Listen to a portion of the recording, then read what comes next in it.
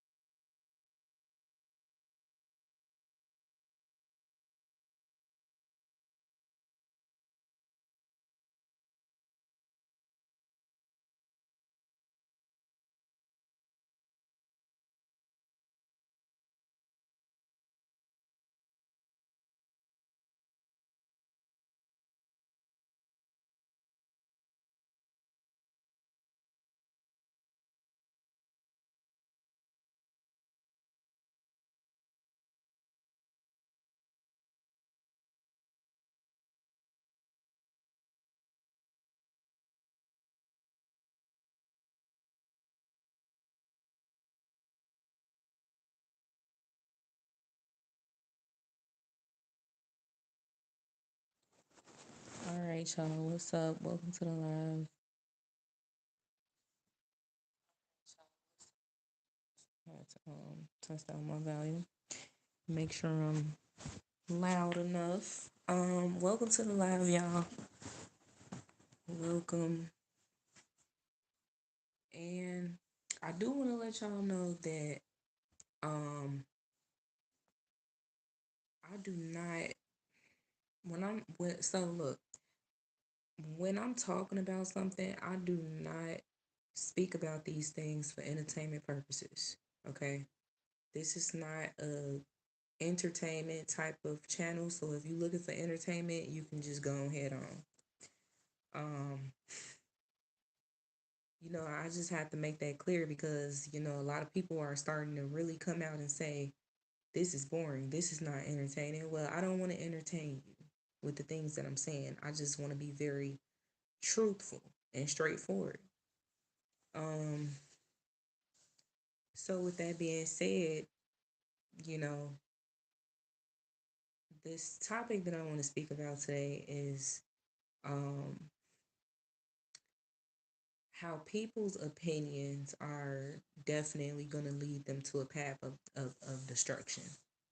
You know, um, Nowadays, a lot of people live their lives based off of opinion, okay?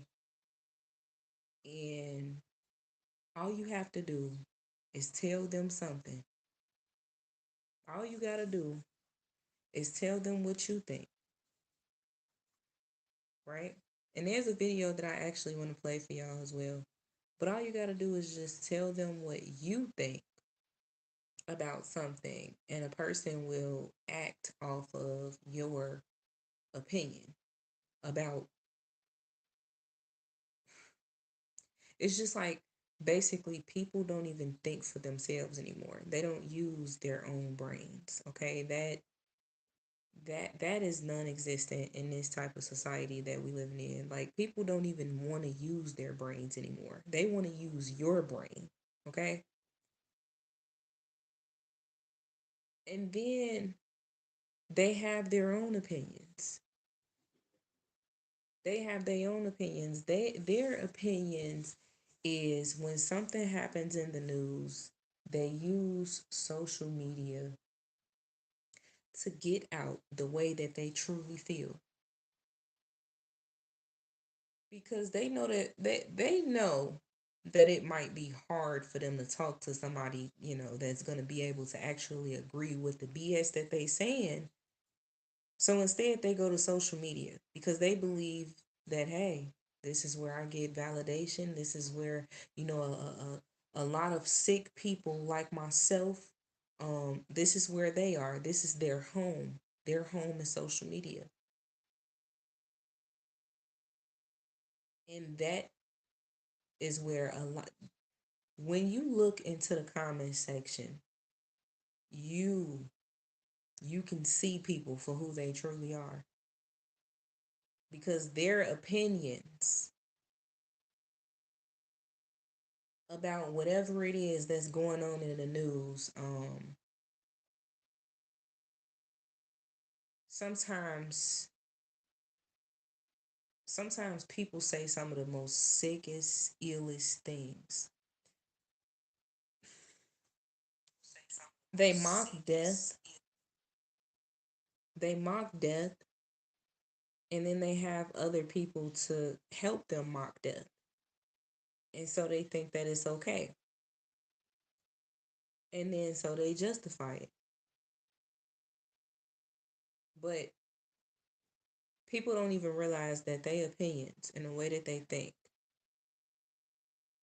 it lead them to a path of destruction. Look at the people that took their opinions to the next level, to the point where they're out there protesting. That's a prime example. They're willing to risk their lives, for what they believe that they should have, and that's freedom. Um, that is their rights. I guess they don't even realize that they do have rights, but they're letting the government tell them that, well, you don't have any rights to this. And so then they get out there and they act a fool. And anyway, I got a video that I wanted to play, because I have lost 65. a lot of people are starting to act, um, off of pure opinion, and they put all their emotions into it. And Pounds on this is why GLP-1 you have, medication and it has been life a changing. For world, finding GLP-1 prescription. well, a I country did full something without of first calculating how it would unwell be people. received. They are I'm going to letting, tell you something I just. it keeps starting too fast. They are letting people's opinions, matter so much. People sit here and they say your opinion doesn't matter. I'm going to do what I do. Your opinion doesn't matter. But if their opinion don't matter,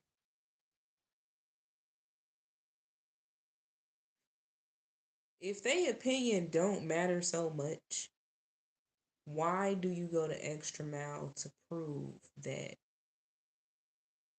their opinion doesn't matter?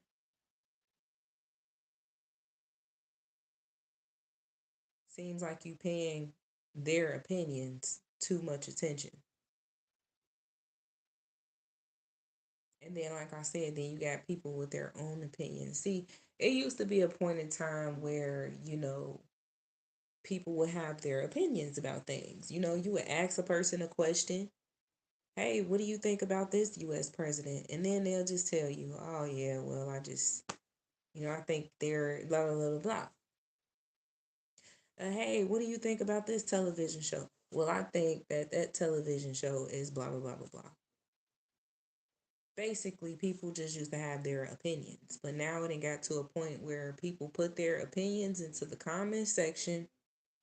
They come and put their opinions into your live stream, and then they go out and they put their opinions into the streets because they feel like they have to prove something. It has gotten to the point where they feel like they have to prove. They got to prove.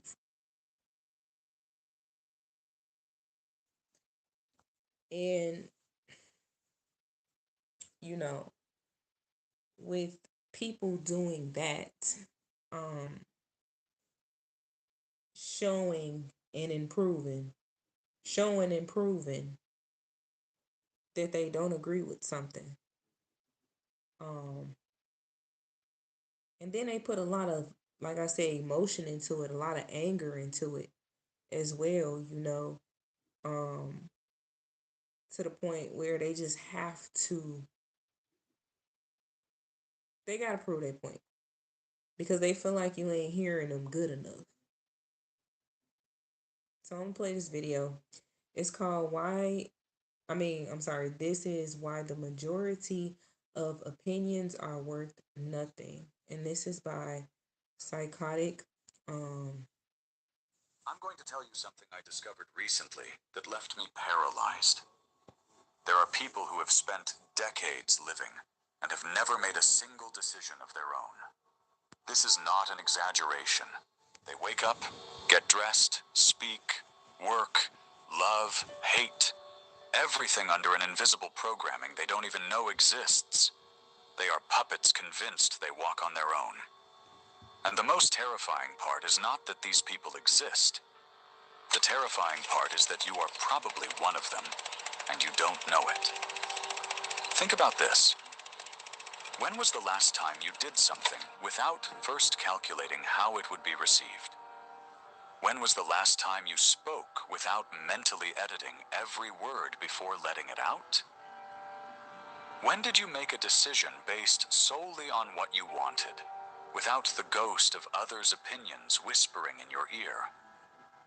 If it takes you more than 5 seconds to answer, you already have the answer. You are not free. You never have been. There was a 19th century philosopher who saw this with such brutal clarity that his contemporaries hated him for it. Arthur Schopenhauer did not come into this world to make friends or to comfort.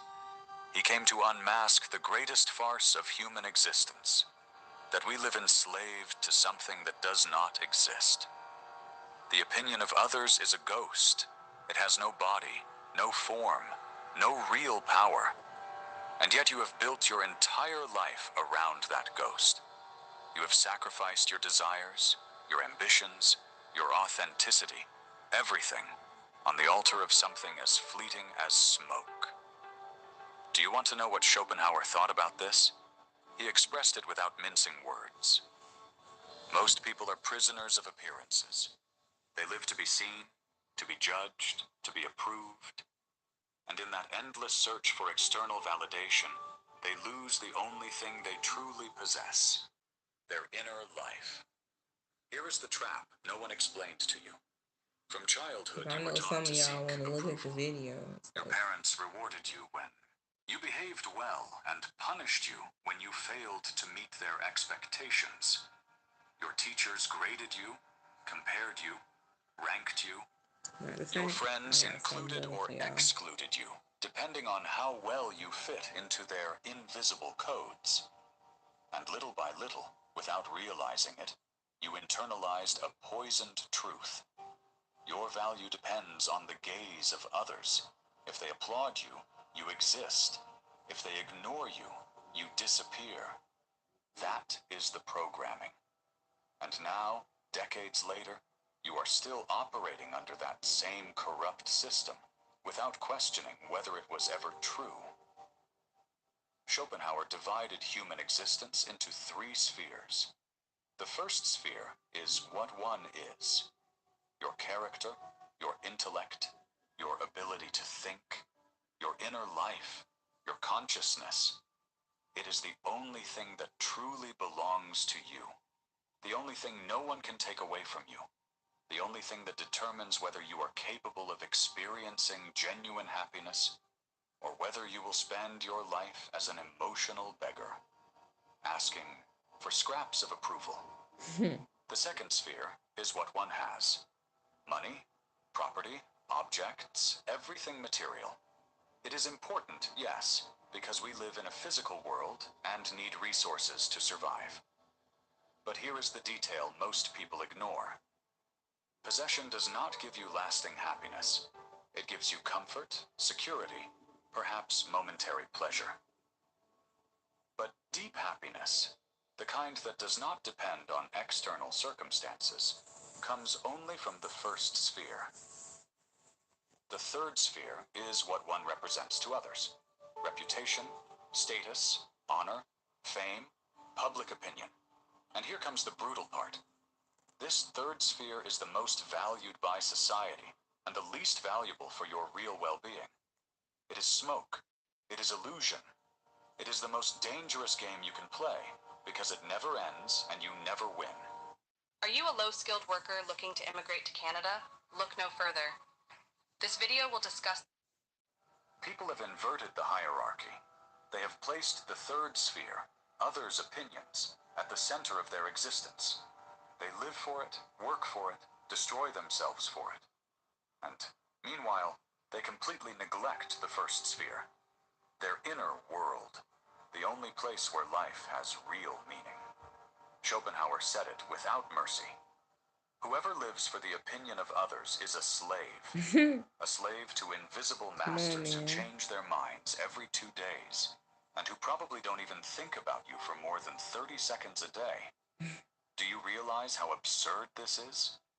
You are building your entire life around the verdict of people who don't even know you, who project their own frustrations onto you, who judge you from their own mediocrity. Think about how many decisions you have made, or failed to make, out of fear of judgment. How many times you have stayed silent about something you needed to say because you feared the reaction. How many times you have pursued something you didn't want just because it was expected. How many times you abandoned something you loved because someone made you feel ridiculous for loving it. Each of those times you handed over a piece of your autonomy. Each time you reinforced the chains. And the worst part is that the chains are invisible. You don't feel them until you try to move and discover you can't. You don't see them until you look back and realize you've lived for decades without making a single authentic decision. Schopenhauer was not naive. He knew we live in society, that we need to interact with others, that a certain level of social consideration is inevitable. But there is an abysmal difference between taking others into account and living for others, between being polite and being a slave, between adapting when necessary and constantly betraying yourself. The line is clear. If your fundamental decisions are dictated by fear of rejection, you are on the wrong side. If you modify your essence to fit in, you are on the wrong side. If you sacrifice your inner coherence for external approval, you are on the wrong side. Here comes the part that hurts the most. Most of the opinions that terrify you so much are worth absolutely nothing. They are not born of deep thought or careful analysis. They are born of habit, cheap emotion, blind imitation. People opine because they are programmed to opine. They see something different and reject it. They see something they don't understand and criticize it. They see something that reminds them of their own cowardice and try to destroy it. It's not personal, it's automatic. It's the functioning of minds that have never questioned their own criteria. Schopenhauer was ruthless about this. The opinion of the masses has no value because the masses do not think, they react.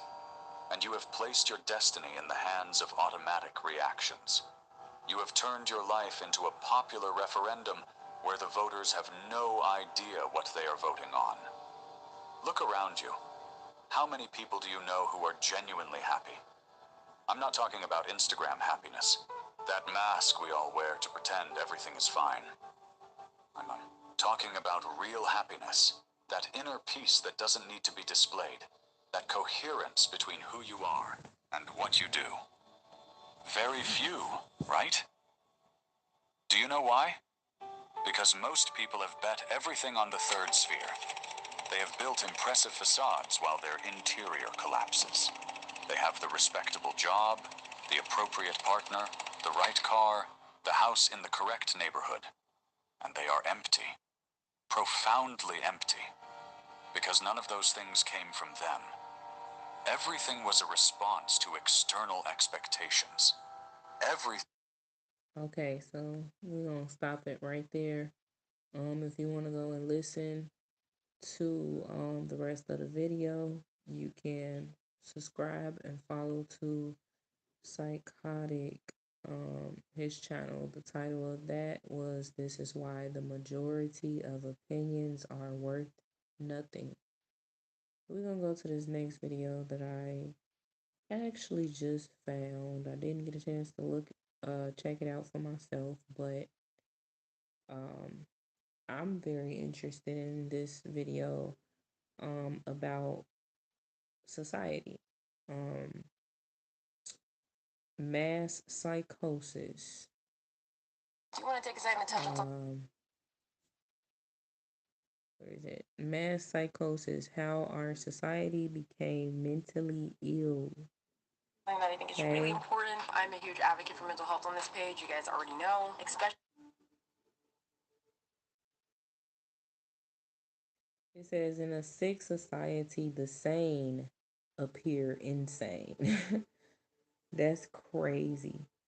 We live in an era where millions of people seem to have lost the ability to think for themselves. Ooh, Anxiety, like depression, I'ma and like this stress one. are spreading at an alarming rate, driven by increasingly sophisticated mental manipulation techniques that exploit human fragility on a global scale. Understanding how this engineering operates is essential to protect our autonomy and recover the freedom to think. This reality doesn't emerge from nowhere. There's a conscious, complex, and persistent strategy to shape opinions and control minds. Only by knowing how these techniques operate can we escape the psychological siege that transforms individuals into predictable pieces of a system that profits from confusion. The journey to see this process is uncomfortable but vital. Only those who recognize the traps can avoid them and live with true freedom, even when the majority prefers to ignore the signs pointing to the collective sickness that spreads silently. Our society displays increasingly clear signs of an ongoing psychological collapse. Anxiety has become epidemic, depression is growing among young people, and chronic stress has been normalized as if it were a natural part of modern life. These phenomena aren't isolated crises. Together, they form a silent emotional pandemic that erodes the capacity for discernment and strengthens control over entire populations. But why does this explosion of emotional diseases happen precisely now, in a period with technological advances never before seen, which theoretically should bring more comfort and well-being? How is it possible that a generation living with more material security and access to information than any other in history is so mentally ill? The answer goes beyond biological or individual factors. It lies in how the social, digital, and informational environment has been carefully shaped to exploit our fears, insecurities, and the deep desire for acceptance. These numbers aren't disconnected statistics. They're signs of a collective disturbance in the human mind. According to the Stress in America report from your opinions will literally lead you to a path of destruction, I'm telling you. And you just living your life based off of other people's opinions. You got these trends and stuff that's going on, and people just really want to be the center of attention. They want to go viral too. They need everybody else's opinion about how well that they did so that they can end up basing their channel or social media off of doing dances or the newest dance challenges. Now they end up in competition with other people, but it's just so many different things, in regards to living your life off of validation and opinions and approval and stuff like that, that can turn you into a mentally ill patient. And we have a lot of those. We have a lot of people, a lot of people. When you go outside and you go into this world, when you going shopping and stuff like that, or taking care of business, wherever you decide to go, you can just see it in their faces. You can see it in their faces that, and this is you see this. This is a prime example. Look at this thumbnail. This thumbnail is exactly how I pictured it. They just like puppets on a string with their head down into their phones all day. So when you stuck and you glued to your phone, you can't think for yourself. You're literally basing your life and living your life off of all the opinions that you see over social media. Because the first thing that people do is go to the comment section. They don't, we live in a society where people don't just look at videos. They have to look at the comment section, see what other people's saying, in the comment section. Do other people agree with how they feel, how they are thinking, things like that. So, people are, man, you got the DIY projects, um, it's just, it's getting out of control. I'm gonna just say that. And I'm not talking specifically about DIY projects. I'm talking about the opinions of others, and people living a life based off of opinion. Straight up, people are literally waking up every day based off of something that they just watched the night before, based off of somebody's comment that was just made towards them, rather it was good or rather it was bad. They're living their lives off of opinions because they cannot think for themselves anymore. They are complete puppets on a string. They are actually zombie bots, you know? And I, being that I look at everything from a spiritual aspect, you know, the spiritually dead. The spiritually dead. But let's continue. From the American Psychological Association in 2022, more than 75% of young people report stress levels so high they harm their physical and mental health. This doesn't happen by chance. Those who can't deal with their own emotions become vulnerable, and this vulnerability is systematically cultivated by those who profit from confused and dependent populations. To illustrate, think about political campaigns that spread alarmist rumors just days before elections, provoking fear that paralyzes reasoning, or companies that use sensationalist advertising to create a sense of urgency, convincing people to buy products they don't need. If you are not careful to the point where you don't let anything get to you, you don't let what you see change your mind, and you don't it, if you are not careful, man, you will fall into this just like everybody else. You will fall right in line just like everybody else. Fear is sparked through social media, through the news media, you name it. And people allow themselves to become fearful. They allow themselves to become afraid based off of things that they see, things that they hear. These examples show how emotional strategies exploit weak points to manipulate on a large scale. Now imagine millions of individuals incapable of processing feelings in a healthy way. The result is a fragile, confused mass desperate for simple explanations to complex problems, Hmm. creating the ideal scenario for those who wish to impose convenient narratives and limit individual freedom. This collective vulnerability creates the perfect ground for manipulation, because emotionally unstable people are much easier to influence than those who maintain self-control. It's as if all of society transformed into fertile soil for the seeds of control, because whoever dominates emotions also dominates choices. Each anxious, depressed, or stressed mind represents a strategic opportunity for those who know how to exploit this fragility. And the more individuals are dominated by fear and confusion, the more the effect spreads, feeding a vicious cycle of psychological dependence that spreads in silent waves. This collective mental illness isn't just a health problem, it's also a social and political problem. Emotionally fragile people make bad decisions, choose inadequate leaders, and accept solutions that only worsen their problems, creating a cycle that further You strengthens the feel me? chaos And then in they which they don't feel never trapped. stop. And Imagine being able to build anything just by okay, hold thinking on one about it. second. I Meet don't know if I Base pressed 44, something. a complete AI creation. Okay, I do. This pattern of illness and manipulation. I was just about to say, so yeah, that's the problem. Um, People that act off of straight emotion, they go into this doing the same thing over and over and over and over again. They complain about the politician that's in office, and then they get out and then they vote for the incorrect politician, and then they won't even leave that type of stuff alone because they really believe in their minds that they vote matters, and nobody can tell them nothing.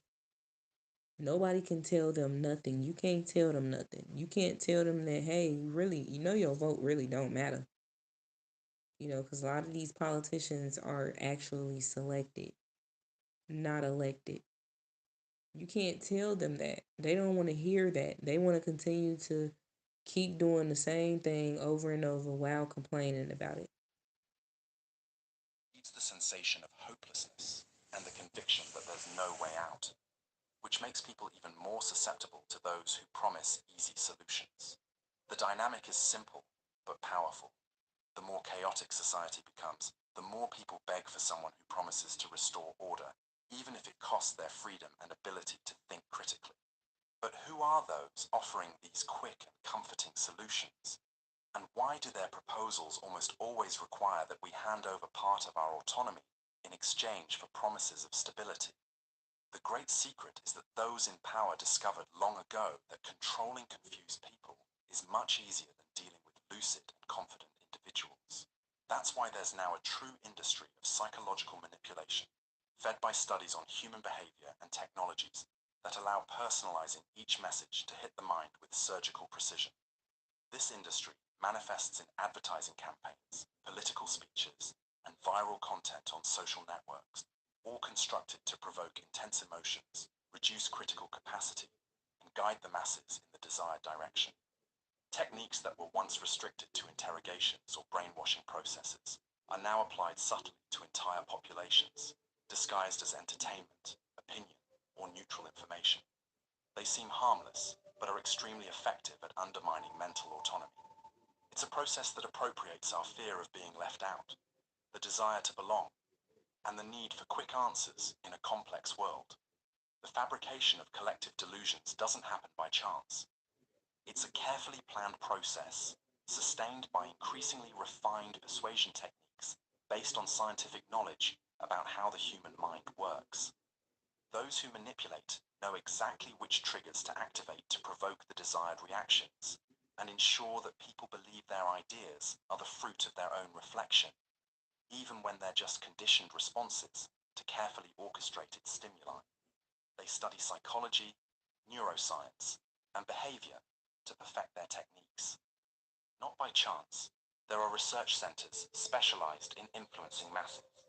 Edward Bernays, considered the father of modern public relations, showed how the discoveries of his uncle, Sigmund Freud, could be used to systematize the manipulation of public opinion and transform it into a true science of influence, knowledge that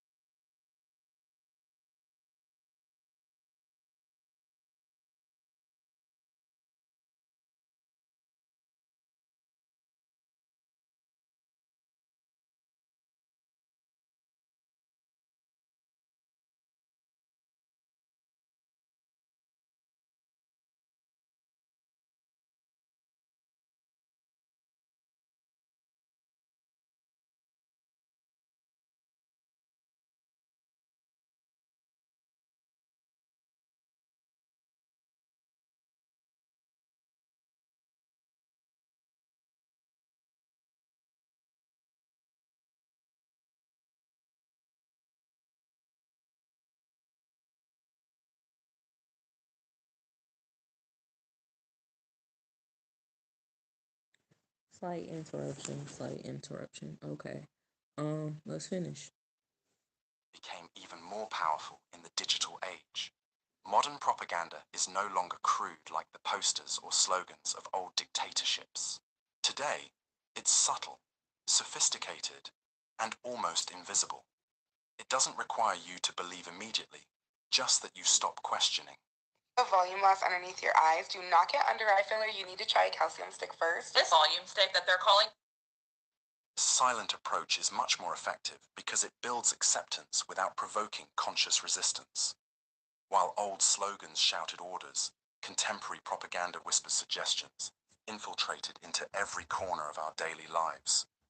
It's embedded in the entertainment we watch, the news we read, the content we share, and even the informal conversations we have. The distortion of reality occurs gradually, almost imperceptibly, until the lie becomes more comfortable than the truth.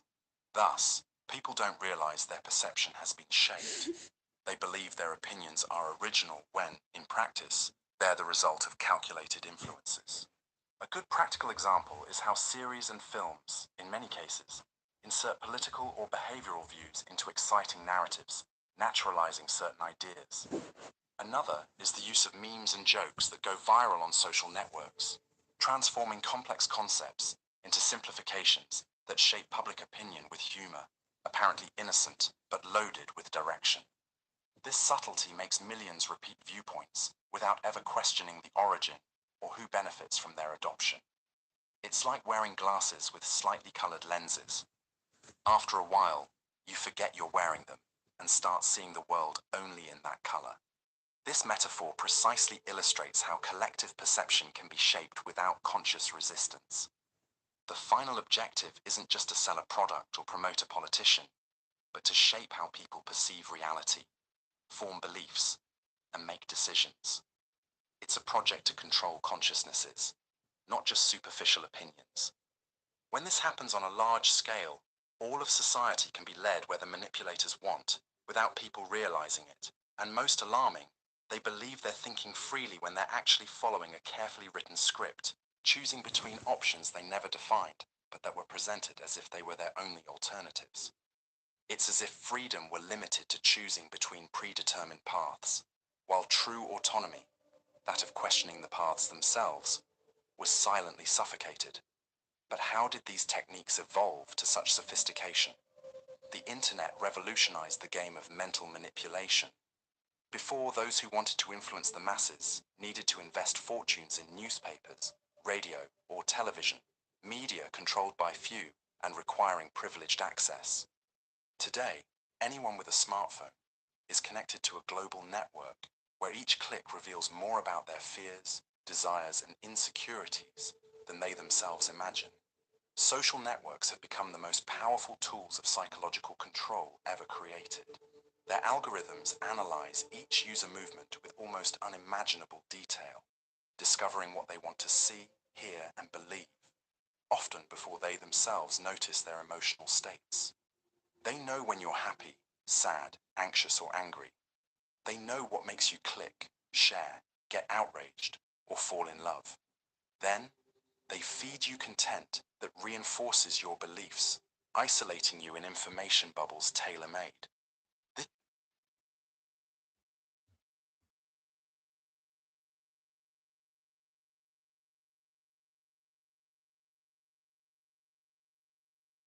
This process creates the illusion that everyone thinks alike, when in reality, each person lives in a personalized reality. This fragmentation makes each individual inhabit their own universe, reinforcing divisions and making healthy social consensus difficult. It's as if society were transformed into a mosaic of isolated emotional bubbles, each trapped in their artificially reinforced certainties, unable to dialogue with other views. The speed with which the internet spreads information also amplifies the force of this manipulation. A piece of news, whether true or false, can spread to millions in a matter of hours, triggering mass emotional reactions before any critical reflection is possible. Reflection is replaced by reflex. People share, comment, and take sides in seconds, without analyzing the context or veracity of the content. How many times have you shared something just because of the title or a quick impression? How many times have you formed an opinion about a complex topic after watching a short video or reading a sensationalist headline? This speed isn't just a byproduct of technology. It's intentionally exploited to reduce critical capacity, because the faster you react, the less time you have to think.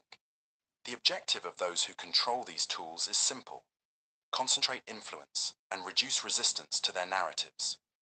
When all information passes through platforms controlled by few, directing what people will think, feel, and do becomes a much easier task.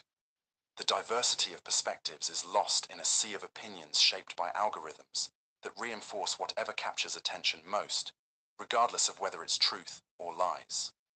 This dynamic characterizes a modern form of social control that dispenses with the use of physical force. To dominate, it has to be you. Okay, we was gonna end it right there anyway. I just wanted to play those two videos. Speaking about the topic for today. So I want y'all to, just take in that what I said. Just stop living for other people's opinions. You know, live for your own. Other people's opinions should not matter. You don't even know these people. They don't even know you. And even if you do know them, don't let their opinions matter. Stop living your life based off of what somebody else think about you, what somebody else is saying about you, how they feel about this, that, and the third. And stop living your life based off of what you see online on the internet. Be you, be yourself. And most importantly, keep God first at all times. Keep God first. Keep God ahead of your life. God's opinion matters. Okay?